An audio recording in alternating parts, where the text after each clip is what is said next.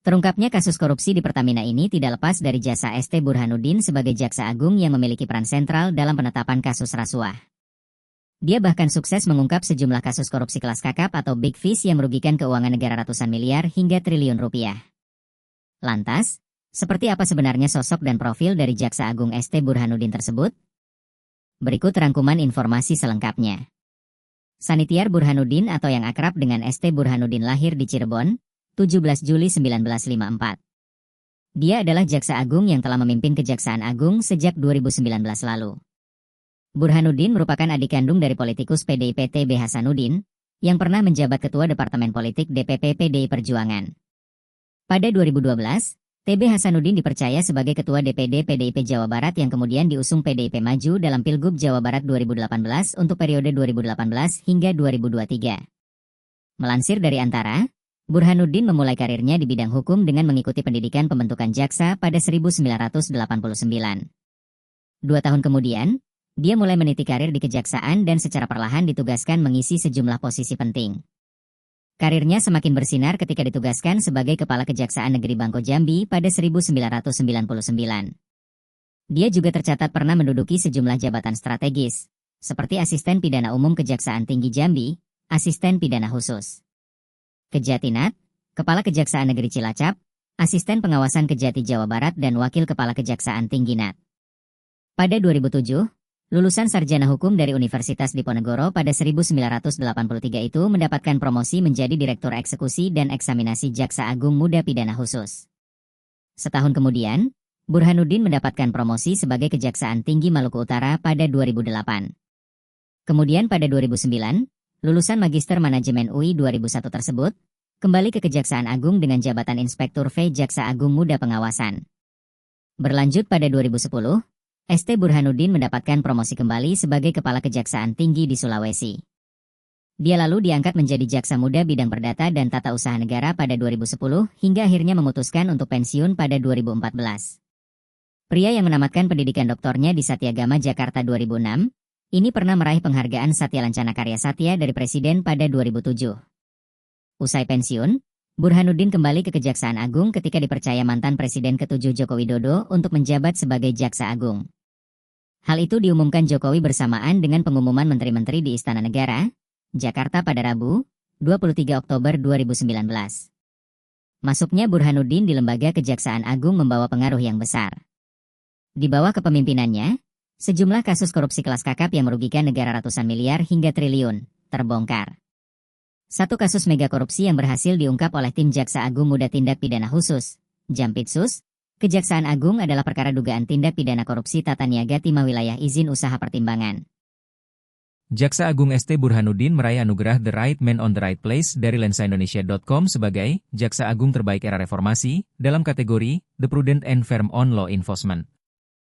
Anugerah ini diberikan karena Jaksa Agung ST Burhanuddin mampu memimpin kejaksaan sebagai lembaga penegak hukum paling dipercaya masyarakat. Menurut penilaian, Jaksa Agung ST Burhanuddin telah berhasil membawa kejaksaan meraih tingkat kepercayaan publik tertinggi dalam sejarah, khususnya selama era reformasi. Penganugerahan ini merupakan tradisi tahunan dalam rangka memperingati hari ulang tahun lensaindonesia.com ke-13. Presiden Direktur PT Lensa Indonesia Global Media Arif Rahman menyampaikan, anugerah ini diberikan berdasarkan hasil pantauan, pencermatan, pengumpulan data track record, dan evaluasi yang dilakukan tim lensaindonesia.com bersama kalangan akademisi. Hasilnya, Jaksa Agung layak masuk kategori figur tokoh fenomenal dari internal kejaksaan yang mampu berkinerja out of the box dalam penegakan hukum. Adapun hasil kinerja positif yang telah diraih kejaksaan yakni penerapan restoratif justice sebagai program yang mengedepankan keadilan bagi masyarakat. Kemudian, Jaksa Agung ST Burhanuddin mengimplementasikannya dengan penerbitan Peraturan Kejaksaan Republik Indonesia Nomor 15 Tahun 2020 tentang penghentian penuntutan berdasarkan keadilan restoratif.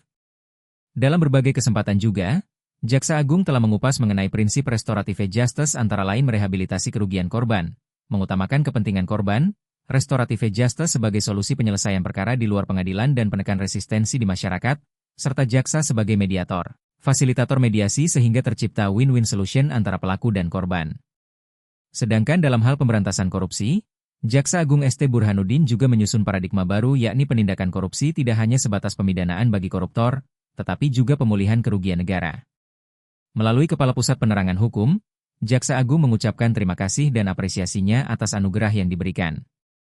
Semoga anugerah ini dapat menjadi motivasi bagi para jajaran untuk dapat berkinerja lebih baik dan kepercayaan publik terhadap kejaksaan dapat terus ditingkatkan, ujar Kepala Pusat Penerangan Hukum. Berikut ulasan tentang korupsi yang ditangani oleh Kejaksaan Agung Burhanuddin. Semoga beliau selalu diberi kesehatan. Selalu diberikan yang terbaik. The best Bapak ST Burhanuddin.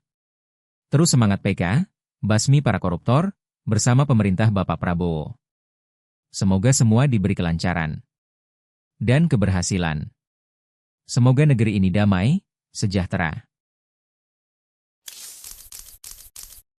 Hari ini adalah langkah hadirnya negara untuk mengatasi dan membuat terang apa sebenarnya yang terjadi tentang kelangkaan minyak goreng ini. Rekan-rekan media yang saya hormati, kami sampaikan bahwa saat ini tim penyidik Kejaksaan Agung sedang melakukan penyidikan perkara dugaan tindak pidana korupsi dalam pemberian fasilitas ekspor crude palm oil atau CPO dan turunannya pada bulan Januari 2021 sampai Maret 2022. Berdasarkan surat perintah Direktur Penyidikan Jaksa Agung Muda Tindak Pidana Khusus nomor PRIN 17-FB2-FB2-04/2020 tertanggal 4 April 2022. Pengungkapan perkara tersebut diawali dengan adanya peristiwa kelangkaan dan kenaikan harga minyak goreng di pasaran pada akhir tahun 2021. Atas peristiwa tersebut, pemerintah melalui Kementerian Keuangan dan atas peristiwa tersebut, pemerintah melalui Kementerian Perdagangan telah mengambil suatu kebijakan menetapkan DMO serta DPO bagi perusahaan yang ingin melaksanakan ekspor CPO dalam produk turunannya serta menetapkan harga eceran tertinggi minyak goreng sawit. Namun dalam pelaksanaannya perusahaan eksportir tidak memenuhi DPO, namun tetap memberikan persetujuan ekspor. Atas perbuatan tersebut diindikasikan dapat menimbulkan kerugian keuangan negara atau perekonomian negara. Berdasarkan laporan hasil penyidikan, ditemukan alat bukti permulaan yang cukup, yaitu kami telah memeriksa 19 orang saksi, 596 dokumen dan surat terkait lainnya, serta keterangan ahli. Dengan telah ditemukannya alat bukti yang cukup, yaitu minimal 2 alat bukti, sebagaimana dimaksud di dalam pasal 184 ayat 1 Kitab Undang-Undang Hukum Acara Pidana. Maka pada hari ini, Selasa tanggal 19 April 2022, jaksa penyidik telah menetapkan tersangka dengan perbuatan melawan hukum. Yang dilakukan tersangka adalah: 1. Adanya permufakatan antara pemohon dengan pemberi izin dalam proses penerbitan persetujuan ekspor. Kedua, dikeluarkannya persetujuan ekspor kepada eksportir yang seharusnya ditolak. Ditolak izinnya karena tidak memenuhi syarat, yaitu telah mendistribusikan CPO atau RBD palm oil tidak sesuai dengan harga persetujuan dalam negeri atau DPO. Tidak mendistribusikan CPO dan RBD ke dalam negeri sebagaimana kewajiban di dalam DMO, yaitu 20% dari total ekspor. Tersangka ditetapkan 4 orang. Yang pertama, pejabat eselon 1 pada Kementerian Perdagangan bernama IWW Direktur Jenderal Perdagangan Luar Negeri, Kementerian Perdagangan. Dengan perbuatan tersangka telah menerbitkan secara melawan hukum persetujuan ekspor terkait komoditi crude palm oil atau CPO dan produk turunannya kepada Permata Hijau Group, Wilmar Nabati Indonesia, PT Multimas Nabati Asahan, dan PT Musim Mas. Sementara itu, tersangka lainnya yaitu SMA, Senior Manager Corporate Affairs Permata Hijau. 2. Tersangka MPT, Komisaris PT Wilmar Nabati Indonesia. 3. Tersangka PT, General Manager Bagian General Affairs PT Musimas. 3 tersangka telah berkomunikasi secara intens dengan tersangka IWW, sehingga Permata Hijau Group, PT Wilmar Nabati, PT Multimas Nabati Asahan, PT Musimas untuk mendapatkan persetujuan ekspor. Padahal perusahaan-perusahaan tersebut bukanlah perusahaan yang berhak untuk mendapatkan persetujuan ekspor. Karena sebagai perusahaan yang telah mendistribusikan CPO atau RDB palm oil tidak sesuai dengan harga penjualan dalam negeri atau DPO. Juga sebagai perusahaan yang telah mendistribusikan CPO RDB palm oil ke dalam negeri yang bukan berasal dari perkebunan inti.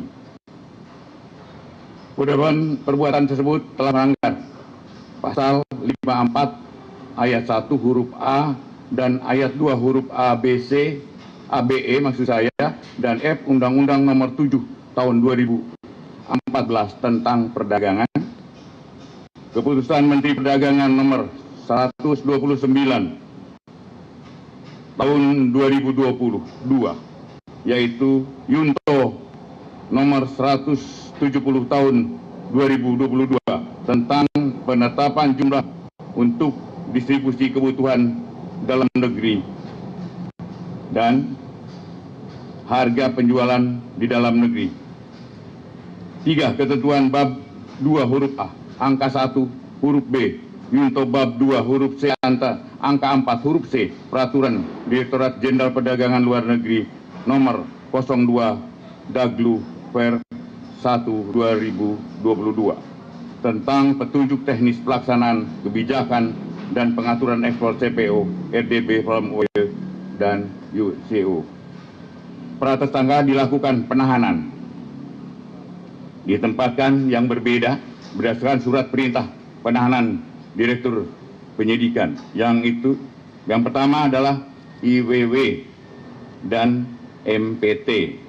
Masing-masing ditahan di Rutan Salemba, Sabang Kejaksaan Agung selama 20 hari, terhitung mulai tanggal hari ini 19 April 2022 sampai dengan tanggal 8 Mei 2020. Tersangka SMA dan tersangka PT masing-masing ditahan di Salemba, Cabang Kejaksaan Negeri Jakarta Selatan selama 20 hari, mulai hari ini 19 April 2022 sampai dengan 8 Mei 2022. Demikian proses penanganan perkara dimaksud. Dan sekali lagi, kami tegaskan bahwa negara akan hadir dan selalu hadir untuk mengatasi keadaan yang menyulitkan masyarakat luas. Dan kami akan tidak tegas bagi mereka yang mengambil keuntungan di tengah kesulitan masyarakat. Medcom.id, a part of Media Group Network.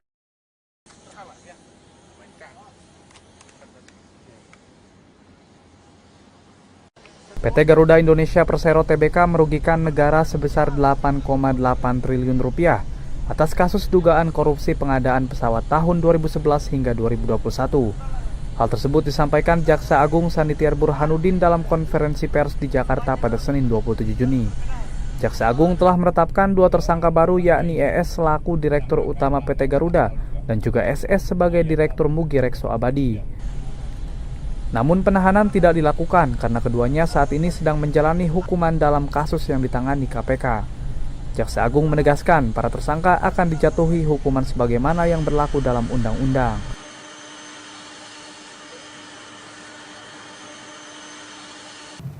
Kedua orang tersangka ini disangkakan melanggar pasal 2, ayat 1, Yunto pasal 3, Yunto pasal 18 Undang-Undang Tindak Pidana Korupsi, dan tidak dilakukan penahanan karena masing-masing sedang menjalani pidana atas kasus PT Garuda yang ditangani oleh KPK.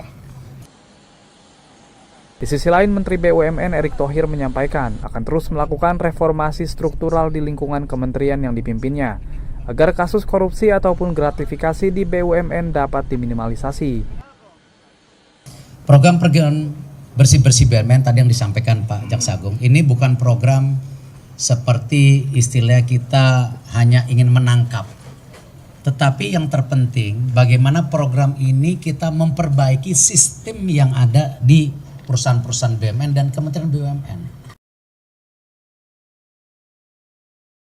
Lebih lanjut, Erick menyampaikan dampak dari program reformasi struktural di Kementerian BUMN, yakni presentasi kepercayaan publik meningkat hingga di atas 61%. Dari Jakarta, Muzdafar, Kantor Berita Antara, mewartakan.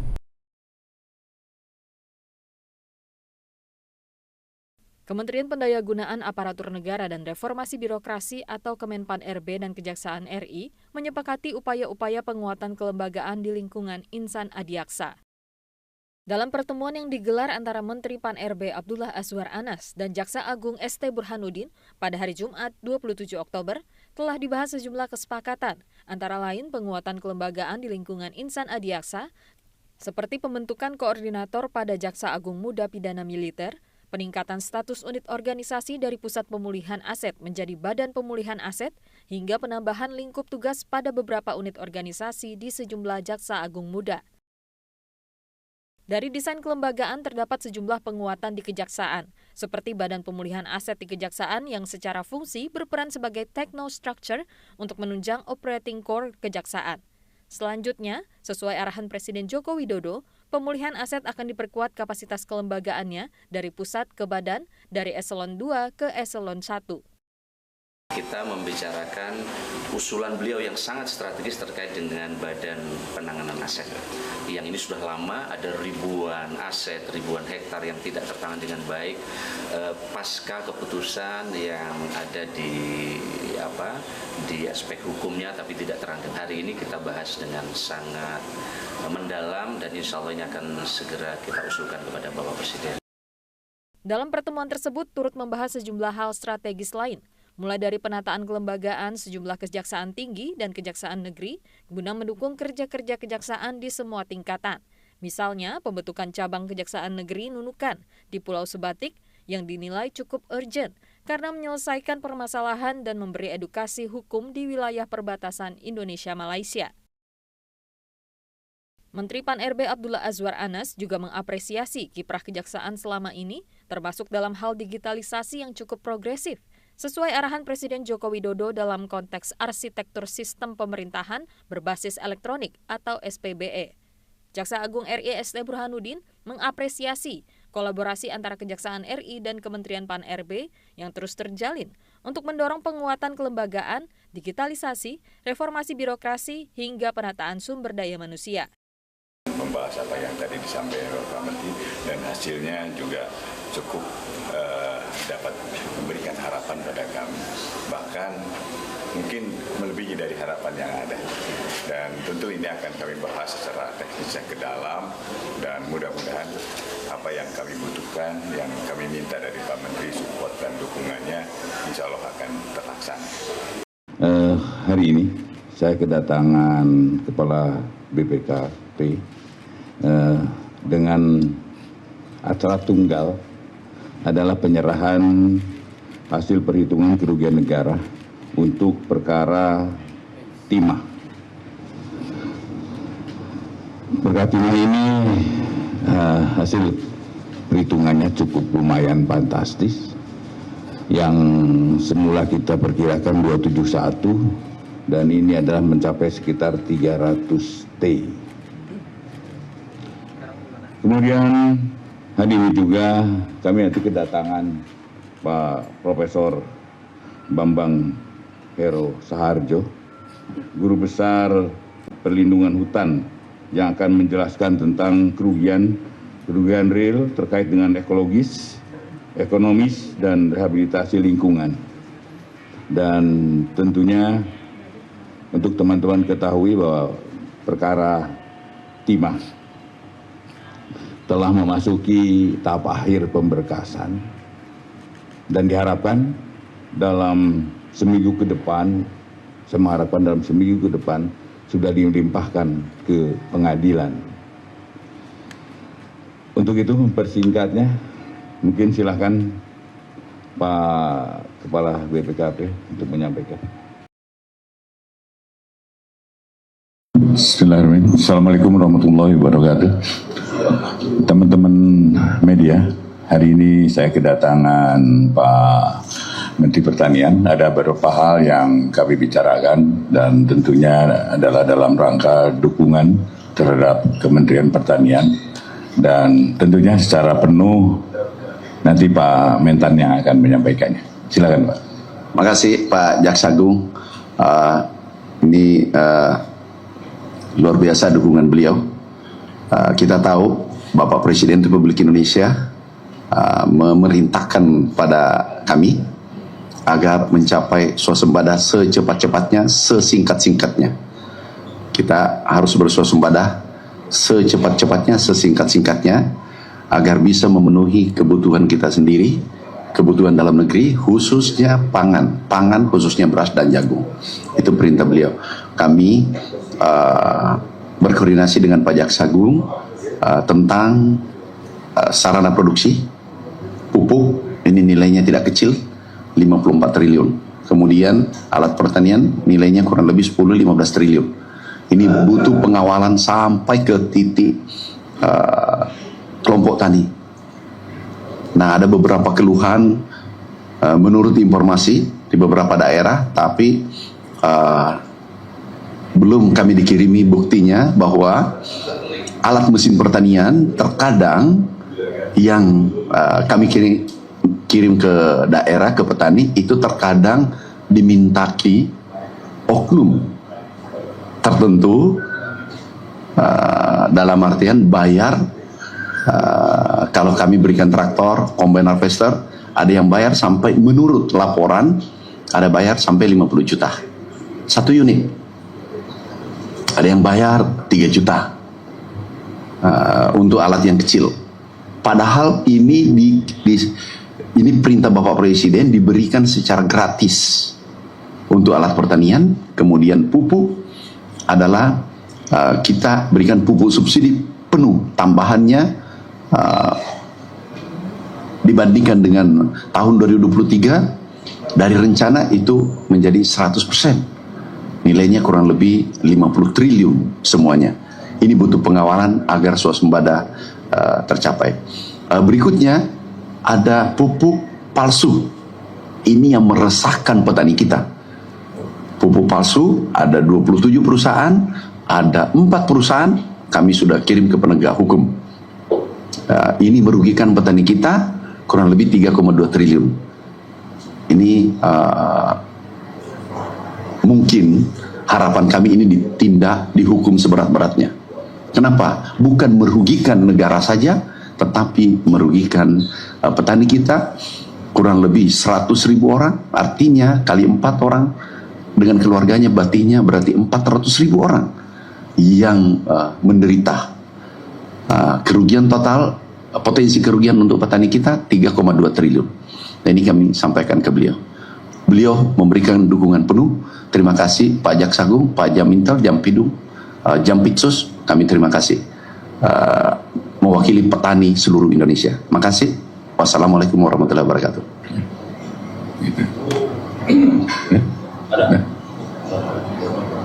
izin bertanya Pak, selain soal alat pertanian dan penyebaran pupuk tadi, apakah di koordinasi tadi turut membahas soal pengawasan proyek strategi nasional yang pada sektor pertanian? Itu yang pertama. Kemudian untuk Kementan, ada berapa sih Pak PSN di sektor pertanian sendiri untuk melengkapi datanya? Bagaimana? Diulang? Ada berapa PSN di sektor pertanian sendiri? Kemudian yang kedua, di dalam juga apakah tadi membahas soal kasus korupsi impor gula yang tengah ditangani sama Kejagung, di mana Kementerian Pertanian selaku Kementerian teknis gitu. Oke, makasih. Sekarang yang kami fokus adalah gini, kami ini fokus pada rencana swasembada ke depan sebagaimana arahan Bapak Presiden. Pengawalannya adalah karena tambahan anggaran cukup besar. Awalnya 6,9 triliun menjadi 29 triliun, kurang lebih 30 triliun. Ini butuh pengawalan. Kan ini APBN. Jangan sampai ada oknum tertentu mempermainkan di lapangan. Yang kedua adalah sarana produksi pupuk. Ini darahnya petani kita. Kalau pupuk, tidak ada pupuk, tanaman mati. Tanaman yang tidak bisa tumbuh dengan baik. Ini yang kami fokus dulu. Fokus adalah menuju swasembada apa saja sarana produksi untuk menuju swasembada secepat-cepatnya. Sarana produksi yaitu pupuk, alat mesin pertanian, irigasi. Ini anggarannya cukup besar. Sehingga kami memohon support dukungan dan beliau dukung penuh.